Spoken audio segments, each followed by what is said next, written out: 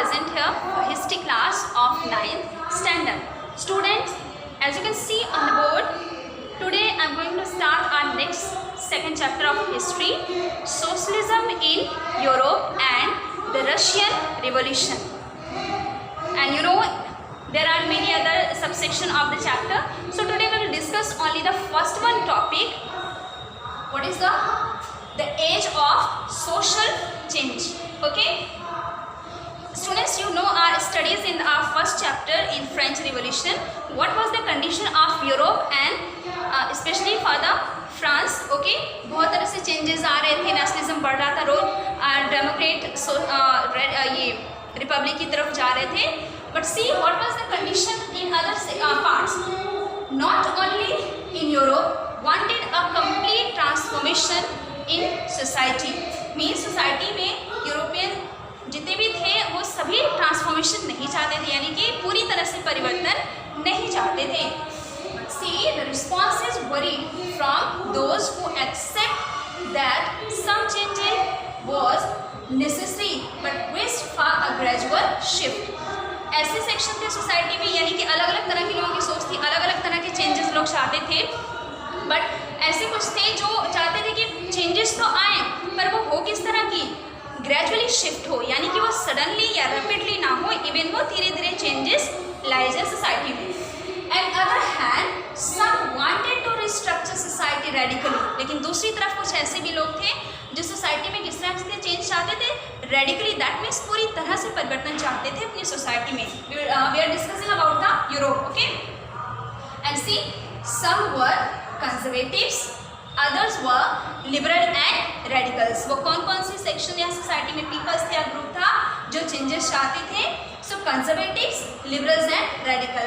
Conservative that means जो old जो system था उसमें ट्रस्ट रखते थे. लिबरल्स वो थे कि जो चेंजेस चाहते थे बट कुछ चीज़ें ऐसे इनकी थी कि वो पुरानी चीज़ों को फॉलो करते थे. We will discuss later on. And next radicals जो पूरी तरह से परिवर्तन चाहते थे सोसाइटी में. Okay, so what did these terms really mean the context of the time. लेकिन ये जो टर्म्स हमने ऊपर देखे यहाँ पे तीन, इनका रियल में मीनिंग क्या था, उस टाइम में क्यों यूज होते थे, वो क्या था?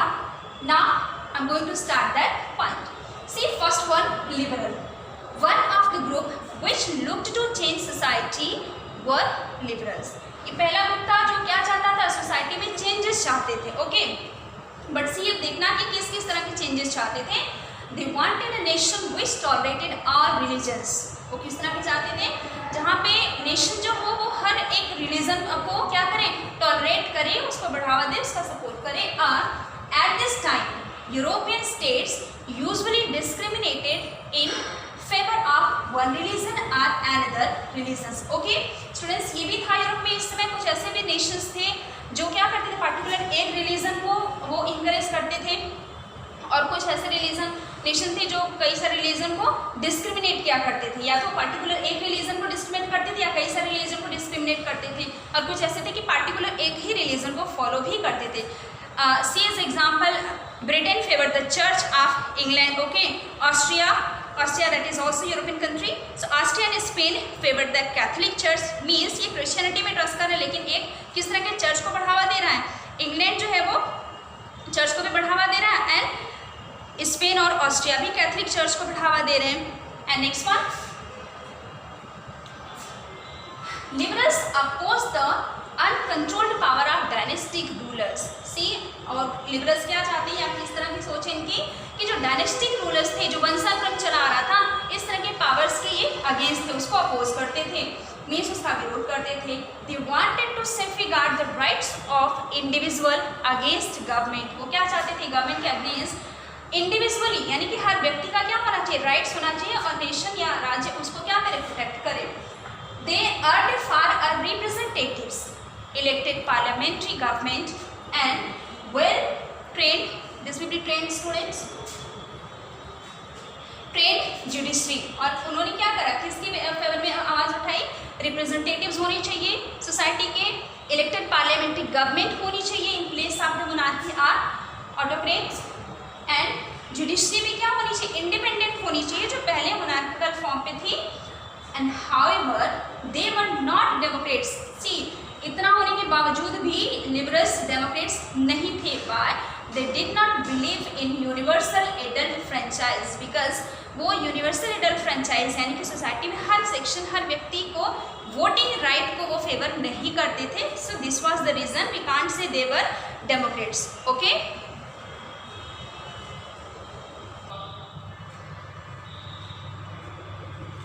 students, see next one point. Look here, this is also about the radicals. They were not against the extents, yes,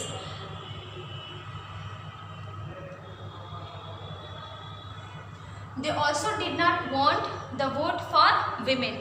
means कि जो लिबरल्स थे, लिबरल भी क्या चाहते थे कि विमेन को वोटिंग राइट ना मिले, but they felt main of the property mainly should have the voting rights. Okay, कि मेन ही वो सिटीजन्स है, वो क्लास है जिनके पास वोटिंग राइट्स होनी चाहिए। Clear? Now come the next one, radicals. Who were there? They wanted,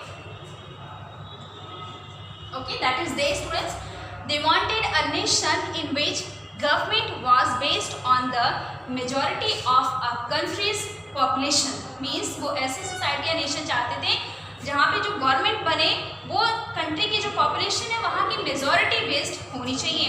and next, many of them supported women's suffragette movement. Means बहुत सारे ऐसे थे रेडिकल्स, इवन ज़्यादातर ये थे ही ऐसे कि वो विमेन को भी सपोर्ट करते थे कि उनको भी वोटिंग राइट मिलनी चाहिए। Okay, and then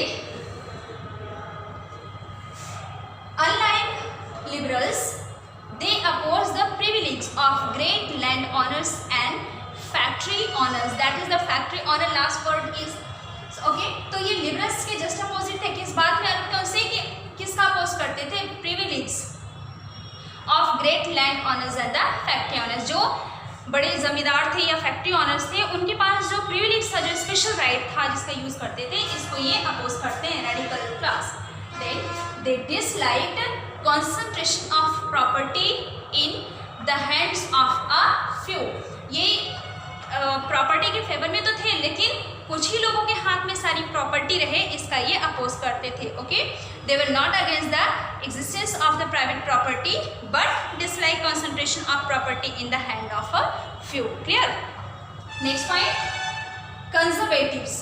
who were conservatives? They were opposed to radicals and liberals. ये रेडिकल और लिबरल दोनों को अपोज करते हैं, दोनों का विरोध करते हैं। Why? After the French revolution, this stand for the revolution, however they had opened their minds। French revolution के बाद इवन उनका माइंड ओपन होता है कि नहीं, चेंजेस चाहिए, क्योंकि बिना चेंज के हम सर्वाइव नहीं कर पाएंगे, हमारी कंट्री आगे नहीं जा पाएगी। So open their mind to the need for change, but they believed that, लेकिन उनका मानना क्या था कि the past has to be respected and change had to be brought about through a slow process. उनका मानना था कि चेंज आना चाहिए, ठीक है, लेकिन सडनली नहीं। चेंज किस तरह से हो? धीरे धीरे करके हो, और जो हमारे पुराने सिस्टम रहे हैं उनका भी रिस्पेक्ट होना चाहिए, यानी वो भी कहीं ना कहीं हमारी सोसाइटी में एग्जिस्ट करते रहें, उनका भी एग्जिस्टेंस इन्होंने एक्सेप्ट करा कि वो चीज़ भी होनी चाहिए। And see, so after this all the various attempts at revolutions and national transformation in 19th century helped define both the limits and potentials of these political tendency। ये जो भी हमने अभी तक पढ़ा या देखा, टेंडेंसी किस तरह की थी सोसाइटी की, चाहे वो पॉलिटिकली रही हो या सोशली रही हो, तो इस तरह की चीज़ों को क्या करते हैं?